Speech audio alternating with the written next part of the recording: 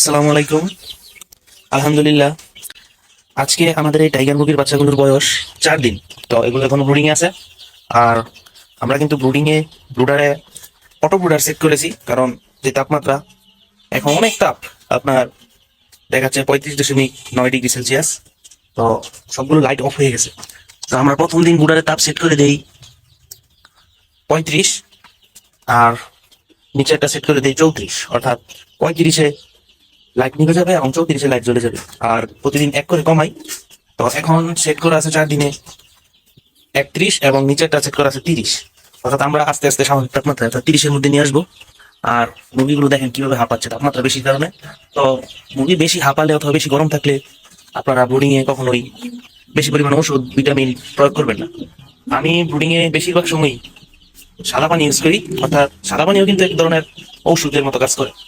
আর যে ওষুধগুলো ব্যবহার করি, আপনার প্রথমে আমরা ইনকিউবেটর থেকে বাচ্চাগুলো নামিয়ে সাথে সাথে আমরা এই লাইসোবেট দেই, তারপর সাদা পানি দেই।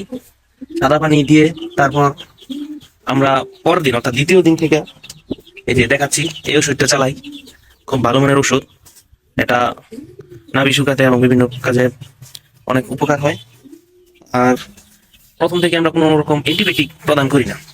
ওই 3-4 দিন যাবত লাইসোবেট আর এই ওষুধটা লেভোফ্লেক্স ব্যাট ব্যবহার করে থাকি।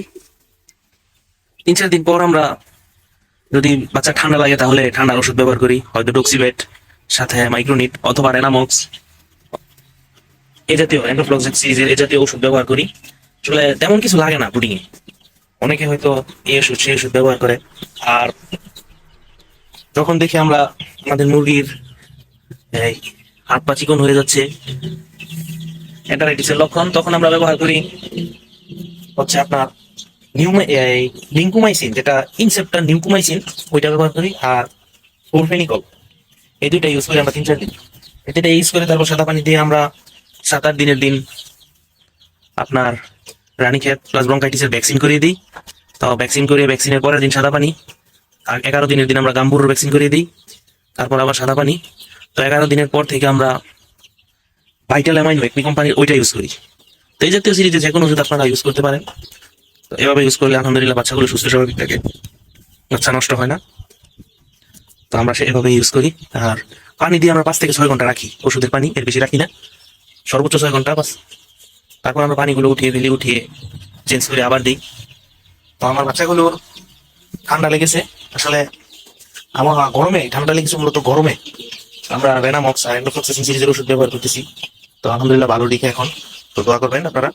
আমাদের খামারে পর্যাপ্ত দেখেন আলো বাতাসের ব্যবস্থা আছে, সব দিক দিয়ে খোলা, আর এগুলো ভালো আছে আলহামদুলিল্লাহ। আর আজকে শুক্রবার আমরা আমাদের ফার্মি মুরগিগুলোকে, যেগুলো 40 দিনের উপরে বয়স, 35 থেকে 40 দিনের মধ্যে যেটা ফাউল বক্স দিতে হয়, আসলে সময়ের কারণে আমরা দিতে পারি না। আমি বাড়িতে ছিলাম না, আপনারা জানেন আমার আব্বু অসুস্থ ছিল, হসপিটাল ছিল। তো কয়েকদিন হসপিটাল থেকে আসার পরে পরশুদিন বাড়িতে নিয়ে আসলাম। আলহামদুলিল্লাহ ভালো আছে এখন আব্বা। আর আজকে আমরা ফাউল বক্সের ভ্যাকসিনটা করে দেবো। ফাউল বক্সের ভ্যাকসিনটা মূলত ডানায় সুই ফুটিয়ে দিতে হয়। তো গতকালকে আমি ভ্যাকসিন নিয়ে আসছি।